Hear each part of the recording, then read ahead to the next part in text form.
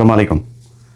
গেল দুদিন ধরে আমার প্রধান ফেসবুক পেজ, এটা 2.3 মিলিয়নের, সেই পেজে বেশ কিছু পোস্ট করেছি।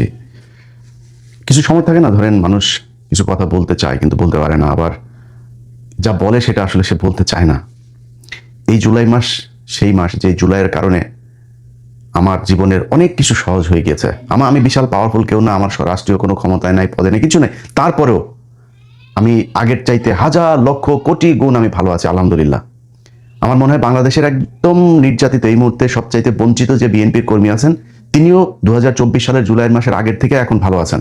অনেক অভিযোগ আছে, অনেক কিছু আছে, এরকম হইতে পারতো, এরকম হইতে পারতো, সেটা আমারও আছে। কিন্তু এই জুলাইয়ের কারণে, এই জুলাই যারা জীবন দিয়েছিল তাদের কারণে আজকে আপনারা আগের সেই মশারি গায়ে দিয়ে ধান খেতে ঘুমাইতে হয় না। অনেক কিছু পরিবর্তন হয়েছে।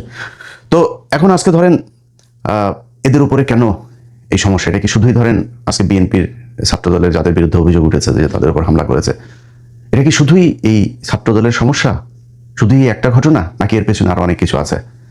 আমি এদের সাথে 2024 সালে যখন আমাদের কথাবার্তা, আমি এখন এদের কারোর সাথে আমার কথা হয় না, যখন কথাবার্তা হইতো তখন আমি এদেরকে তিনটা কথা বলেছিলাম যে এই রাজনৈতিক দল যে তারা যে গঠন করেছে, এই রাজনৈতিক দলটা তারা যেন গঠন না করে, এটা আমার তাদের কাছে অনুরোধ ছিল। ভাই, তোমরা এই দেশের রাজপুত্র, পৃথিবীর বিভিন্ন দেশে রানীর পরিবার, রাজার পরিবার, রয়্যাল পরিবার থাকে না, তোরা তো সেরকম, তোরা সেইখানে থাকবি। তোরা রাজনৈতিক মাঠে যখন আসবি, রাজনীতি মানেই তোরা ভোট চাইতে হবে। ভোট কার বিরুদ্ধে যাবি? ভোট চাইতে গেলেই তো ভাগাভাগির প্রশ্ন আসবে। ভাগাভাগির প্রশ্নে কি বাংলাদেশের রাজনীতিতে কেউ কাউরে ছাড়ে নাকি? এই দেশের মানুষ এমন চুতিয়া, এরা মসজিদের সভাপতির পদ নিয়ে আমেরিকার মতো জায়গায় মসজিদের ভেতরে মারামারি করে। এর নাম হচ্ছে বাঙালি। পৃথিবীর কোনো দেশের মানুষের মধ্যে আমি এই মসজিদ নিয়ে এত কমিটির এত ঝামেলা, সবচেয়ে নিকৃষ্ট মসজিদও এরা করে।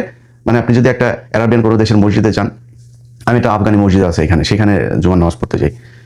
পাশে এখানে আরেকটা মসজিদ আছে, এটা হইলো কি আপনার উজবেকিস্তানের, অনেক সুন্দর সুন্দর মসজিদ।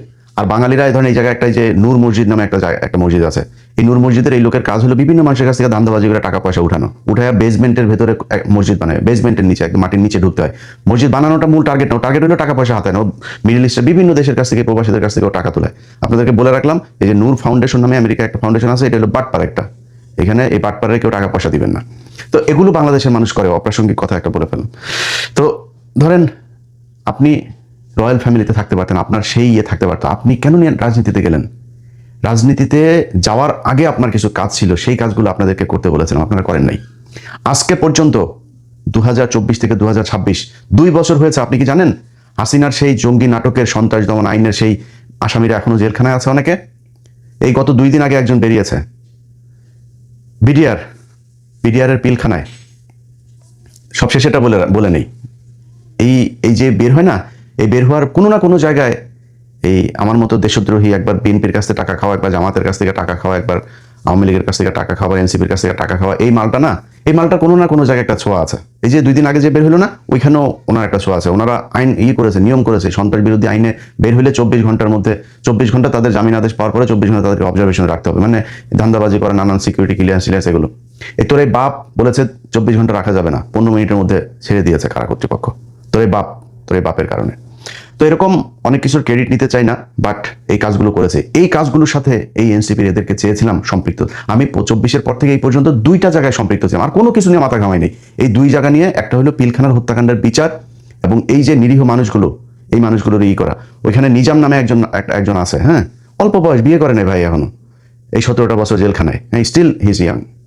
তার মানে এই পৃথিবীর কোনো কিছুর প্রতি, মানে তার ভেতরে যে দেশপ্রেম, আমি তার পরিবারের মানুষজনের কাছে শুনি, যাদের মাধ্যমে তার বিষয়ে আমি খোঁজখবর রাখি, এর নামের কারণে, এই নাম ভুল করে আরেক নিজামুদ্দিনের নাম করে এই লোকটারে 17 বছর জেল খাটাচ্ছে।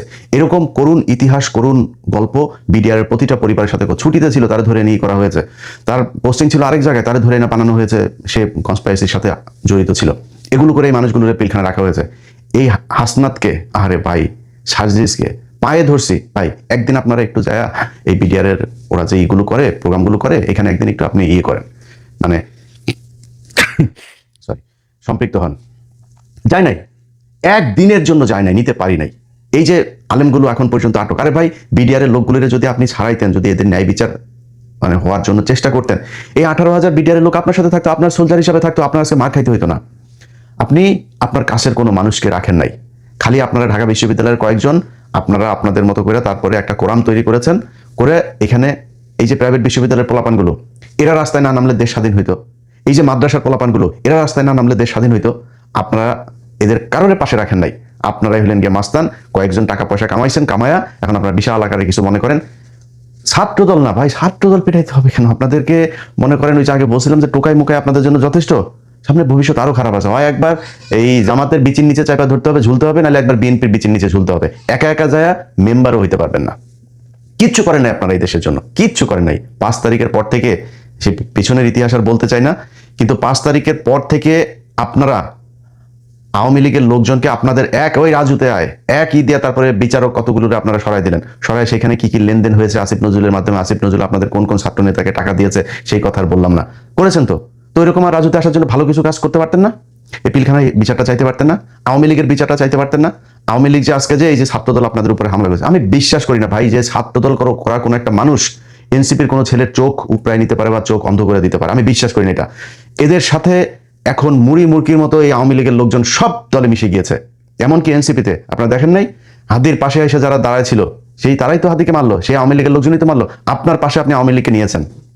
আওয়ামী লীগকে কোনো রাজনৈতিক দল, আওয়ামী লীগ ধর্ম হিসাবে পালন করে ওদের দলের, ওদের আব্বা ওদের নবী হইলে ওদের শেখ মুজিব জাউরাটা, হ্যাঁ, এই জাউরারে দিয়া ওরা একটা ধর্ম হিসাবে পালন করে। ওরা তোর দলে আসবে, ওরা এখন চুপ করে বসে আছে, কোনো কথা বলে না। কিন্তু সুযোগ পাইলে তোদের দলে থেকে ওই দলের পেটাবে, ওই দলের থেকে এই দলের পেটাবে, এবং ওরা হবে প্রচন্ড আক্রমণাত্মক এবং ক্রুয়েল। এদের এই হিংস্র স্বভাব যেটা আগে ছিল সেটা এখনো আছে, সেটা এখন অন্য মানে পরিবেশে অন্যভাবে উপস্থাপন করবে। এই যে পুলিশের ভেতরে আমি 2-1 পুলিশের দেখলাম, সেখানে খুব অতি উৎসাহী হয়ে তারপরে তারা কথাবার্তা বলতেছে। সেই পুলিশগুলোর আপনার কি মনে হয় নাকি এরা সব এখন খালি ডিসি, ওসি, এই এসপি যা আছে সব খালি বলে যে আমি অমুক সালে ছাত্রদলের ওই হল শাখায় ছাত্রদল করতাম, আমি অমুক সময় মহসিন হলের ছাত্রদলের এই ছিলাম। এরা খালি বহু আগে ছাত্রদল করতো, অথচ এই গেল 15 বছরে তাদের কোনো সমস্যা হয়নি। কেউ কেউ ওসি ছিল, তারাও এখন বিএনপি করে। আওয়ামী লীগের সময় ওসি ছিল, তারা এখন বিএনপি করে। আপনারা টাকা পয়সা খেয়ে তারপরে এদেরকে পুনর্বাসিত করে রেখেছেন, এদিন নিয়ে কোনো কথা বলে নাই। আরে বেটা, তোর দলের লোক আন্দোলন করে এই যে আরব আমিরাতে তারা আটক ছিল, সেটার জন্য আমি ইলিয়াস তাদেরকে খুঁজা বের করে তারপরে লাইভ করে সরকারকে জানানোর পরে তারপরে যায় তাদেরকে ছাড়া হলো। ঘটনার প্রায় 1.5 বছর পরে তাদেরকে ছাড়া হয়েছে, এই নির্বাচনের কয়দিন আগে। ওয়াই? তারা এখনো পর্যন্ত জেলে ছিল কেন? তোরা এদের ছাড়াইতে পারিস নাই কেন? তোর যারা আহত হয়েছে তারা রাস্তায় নেমে তারপরে আন্দোলন করে, তোরা সেখানে যাস নাই। তোরা গেছিস ওইখানে টাকা আনতে, ওইখানে টাকা আনতে, ওই কোম্পানি এগুলি করছিস তোরা। তোদের জুলাইয়ের আন্দোলনে কতজন মানুষ মারা গিয়েছে সেটার কোনো তালিকা তোরা এখন পর্যন্ত তৈরি করতে পারিস নাই। জুলাই আন্দোলনকে কেন্দ্র করে একটা জাদুঘর তৈরি হবে বলা হয়েছে, সবকিছু সেখানে নিয়ে যাওয়া হয়েছে, সবকিছু সেটাকে তোরা উদ্বোধন করিস নাই। তোর আব্বা সুদার ইউনুস, তোর আব্বার ইদা করাইতে পারিস নাই, তোর আব্বার ইদা করাইছে। তোর আব্বাও কাম করে গেছে, তোর আব্বাও যারা মিলে টাকা পয়সা কামাইছে, তোরাও কামাইছিস। তোরা এই দেশের জন্য কোনো কাজ 5 তারিখের পর থেকে করিস নাই। সেটার ফল আজকে বাংলাদেশে এই যেটা হচ্ছে সেটা হবে, মানে ভবিষ্যতে আরো হইতে থাকবে। তো যাই হোক, আমরা এখন ধরেন যদি নাকি অভিযোগ করি না, অভিযোগ করলে ভাই বহুত অভিযোগ করা যাবে, অভিযোগ নাই কোনো। সবশেষে আমার ফেসবুকে একটা পোস্ট দিয়েছিলাম যে উইন উইন সিচুয়েশনে আছে, যাই হয় দেশে, এই দেশ নিয়ে ভাই আর কোনো টেনশন নাই, কোনো চিন্তা ভাবনা, কোনো কিছু করি না।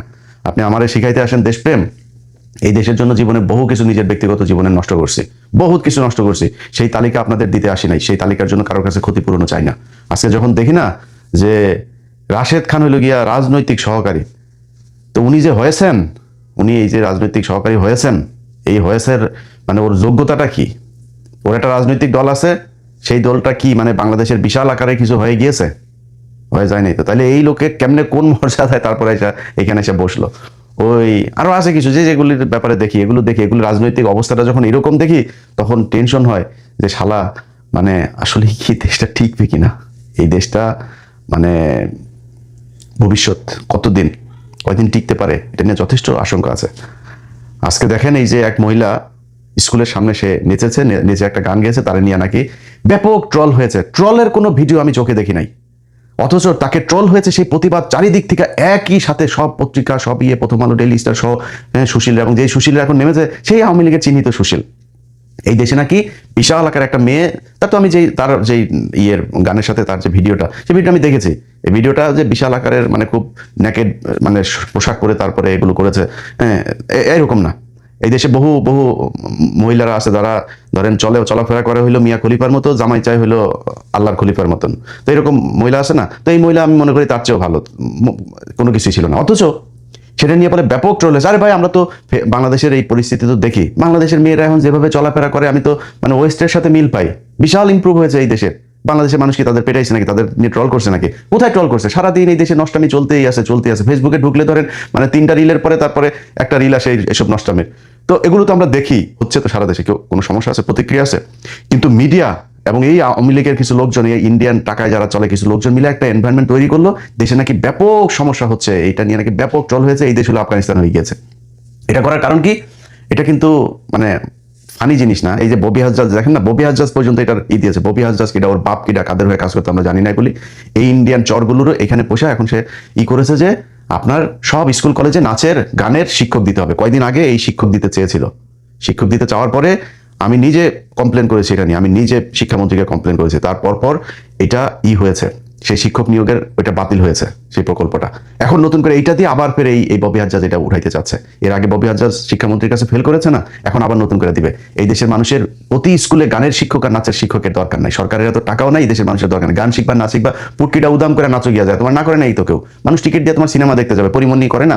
আপনি করেন কাউগুলি স্কুলে কলেজে সবাই আপনি নাচের স্কুল করবেন, এটা বাংলাদেশের সংস্কৃতি না, এত দরকার নেই। এইটা একটা। আরেকটা জিনিস হলো, আপনি ট্রল করেন আর না করেন, খবর কিন্তু প্রথম আলো, ডেইলি স্টার সহ সব পত্রিকায় চলে গিয়েছে। এই পত্রিকা কিন্তু আবার পাঠানো হয় বাই ম্যানুয়ালি আপনার বিভিন্ন এই দূতাবাসগুলোতে। বিদেশি দূতাবাসটা কি দেখছে? বাংলাদেশ হইলো তারেক রহমানের নেতৃত্বে আফগানিস্তান হয়ে গেল, এখানে একটা মেয়ে এইভাবে শিক্ষিকা, সে নাচতে পারে না। খবরটা কিন্তু এটা হয়েছে। সো এত সিলিভাবে নেওয়ার কিছু নাই। আস্তে আস্তেই কিন্তু সেই 2005-06 সালে বিদেশিরা সবাই বাংলাদেশকে জঙ্গি রাষ্ট্র হিসাবে, এবং সেটার জন্য কিন্তু 15 বছর ছিলেন। খুব হিসাব করে কথাবার্তা বলেন, হিসাব করে কাজকর্ম করেন, কি করতে হবে সেটা খুব হিসাব করে করেন। এত দায়িত্ব ভাই আমাদের ঘাড়ে আসে না। সব জিনিস নিয়ে সারাদিন আমরা এটারে নিয়ে করব, আর আপনারা মজায় মজায় তারপরে খাবেন বসে বসে, অত আসে নাই। জাস্ট খালি সোশ্যাল মিডিয়াতে ভাই টিকা আছে। এতদিন বলেন নাই গেল 15 বছর ভিউ ব্যবসা করছি। ভিউ ব্যবসা আসলে কোনোদিনও করি না। ভিউ ব্যবসা করলে ভাই বহুত কথা, ভাই কত 5-6 দিন ভিডিও টিডিও দেই নাই, প্রতিদিন ভিডিও দেওয়া যায়। হ্যাঁ, প্রচুর ইস্যু আছে, দেওয়া উচিত, দিতে ইচ্ছা করে না, বুঝছেন? ভিউ ব্যবসা করলে প্রয়োজনের বাইরেও বহু ভিডিও টিডিও দেওয়া যায়, টাকা পয়সা আসবে, কিন্তু প্রচুর টাকা আসবে। তো যাই হোক ভাই, যে কথাটা বলতে আজকে মূলত ভিডিওটা করতে এসেছিলাম, এনসিপির ভাইয়েরা সময় আছে এখনো। রাজনীতি বাদ দিয়া আপনারা বাংলাদেশে আমরা যারা দেশের এই আওয়ামী মুক্ত করতে চেয়েছি, ইন্ডিয়া মুক্ত করতে চেয়েছি, আমরা কোথায় গিয়েছি? আমরা 32 নম্বরে গিয়েছি। আপনারা সেটাকে নাম দিয়েছেন মব। প্রথম আলোর ঘটনায়, প্রথম আলো কারা আমরা জানি না। প্রথম আলো এই দেশে গুমের সাথে জড়িত, একদম সরাসরি গুম কমিশনের রিপোর্ট আছে তাদের বিরুদ্ধে। সেগুলোর কোনো ব্যবস্থা নেওয়া হয় না, কারণ প্রথম আলোর পেছনে সরকার আছে। প্রথম আলোর কাছে অনেকের নিচের অঙ্গের ভিডিও টিডিও আছে, সেগুলো দিয়ে আপনাদেরকে ব্ল্যাকমেল করে রাখে। ব্ল্যাকমেল আমরাও চাইলে করতে পারি, কিন্তু আমরা কিন্তু খারাপ কাজে ব্ল্যাকমেল করি না কোনোদিন। হ্যাঁ, আমরা আপনাদের খালি একটা কথাই বলি, দেশের পক্ষে কাজ করেন, আর কোনো কিছু চাই না আপনাদের কাছে। সেই প্রথম আলোর ঘটনায়, প্রথম আলো যখন কয়েলের আগুনে যখন পুড়ে গেল, তারপরে সুশীল সেজে আপনারা প্রথম আলোর পক্ষে দাঁড়াইলেন। প্রথম আলো ডেইলি স্টারের যে পোলাপানগুলো আটক হলো, তাদের খবরও নেই, তাদের পাশেও থাকেন নাই। অথচ এই ছেলেগুলো আপনাদের জুলাইতে আপনাদের পাশে ছিল। এরা কিন্তু এক একটা মানে শুধু যোদ্ধা না, এরা বাংলাদেশের ইতিহাসের নক্ষত্র। সেই মানুষগুলোর আপনারা এতদিন এই যে গেল 6টা বছর জেলখানায় রাখলেন, এদের পাশে যান না, এদের খবরও নেন নাই। এরা আপনাদের জন্য একদম আর্মির মানে এই কি বলে সিকিউরিটি দিয়ে তারপরে আপনাকে রাখতো আর্মিদের মতো। আপনি তাদের খবর নেই। তো এগুলো করেছেন, প্রতিটা পদে পদে আপনারা যেটা করেছেন, এটা মানে গতানুগতিক একটা রাজনৈতিক দল বাংলাদেশে যেভাবে চলে আপনারা সেভাবে চলতে চেয়েছেন। রাজনীতি করে তারপরে আপনারা কয়েকজন মানুষ এমপি টেমপি হবেন, বিএনপি অথবা জামাতে ছেড়ে দিয়ে তারপরে মেম্বার হয়ে দেখায়। এখনো অনেক কিছু আছে দেশে করার, সেই কাজগুলো করেন না। যেই কাজগুলো করতে গিয়েছেন, ভালো ভালো যে কাজগুলো করতে যাচ্ছে, সেগুলোকে আপনারা মব নাম দিয়েছেন। এখন যান কেন? এখন গিয়েছেন কেন? এখন এই যে সারা দেশে আপনারা ইয়েগুলো করছেন, এই যে মানে নতুন করে পথসভা, বালসভা টভা এগুলো শুরু করেছেন, কারণটা কি? কি হচ্ছে? দেশে এখন নির্বাচন আছে নাকি? কি কারণে? পিছনে কোনো উদ্দেশ্য আছে? আপনারা মাল্য ধরলাম হবিগঞ্জের ছাত্র দলের পোলাপান। হবিগঞ্জের ছাত্র দলের পোলাপান মারার পরে আপনি গালি দেন তারেক রহমানের। সব জায়গায় দেখলাম স্লোগান সব তারেক রহমানের বিরুদ্ধে। তারেক রহমান আপনারা কি করছে? আপনি তারেক রহমানের খেপায় কি করতে চান? আপনি বিশাল পাওয়ারফুল হয়ে গিয়েছেন, পুলিশে প্যাদানি দিলে দাঁড়াইতে পারবেন আপনারা? এটা আমরা জানি না। ডিবি ধরে নিয়ে যাওয়ার পরে কি বলছিলেন আপনারা মনে নেই আমাদের এই আন্দোলন, রাজনৈতিক আন্দোলন, আমরা শুধু কোটা নিয়ে, আর কেউ নাই, আন্দোলন স্থগিত করে ফেলেছিলেন, মনে নেই আমাদের? এরপরে আন্দোলন আবার ফের চালু হয়েছে, কাদের ইশারায়, কি কারণে, সেগুলো তো আমরা জানি। মানুষের দনফোন বুঝাই দিতে পারেন, আমাদের তো বুঝাইলাম না, আমরা জানি না কেমনে তারপরে শুরু হয়েছে। আপনারা বিরাট চারের ভালো হয়ে গেছেন না? এখন প্যাদানি 2টা দিলে তারপরে বুঝতে পারবেন। জামাত যদি পেছনে না থাকে তারপরে 2 ঘন্টা দাঁড়াইতে পারবেন না। এত বিশাল কিছু হয়ে যান নাই। পারবেন কি? বিএনপি তো এখন আওয়ামী লীগের মতো গুমটুম করে না তো, খুনটুন করবে না তো, দেশে একটা বিশাল অস্থিতিশীল পরিস্থিতি তৈরি হয়ে যাবে। হ্যাঁ, আপনাদের সাথেও কিছু সাহসী, খুব ভালো, এখনো কিন্তু এনসিপির সাথে অনেক ভালো, অনেক সাহসী মানুষজন, দেশপ্রেমিক মানুষজন আছে। সেই মানুষগুলোরে তারা প্রয়োজন শেষে ছুঁড়ে ফেলবে। গেল কয়েকদিন আগে মেহাদি নামে একটা ছেলে এইখানে, এই হবিগঞ্জের এইখানেই, তারা মারলো না? কই সেদিন জান নাই তো? সেদিন যায় যদি থানা ঘেরাও করতেন, সেদিন যায় যদি বিচার চাইতেন, সেদিন ওর পক্ষে যদি যায় মামলাটা করতেন, আজকে তো আপনাদের পেটানোর সাহস পাইতো না।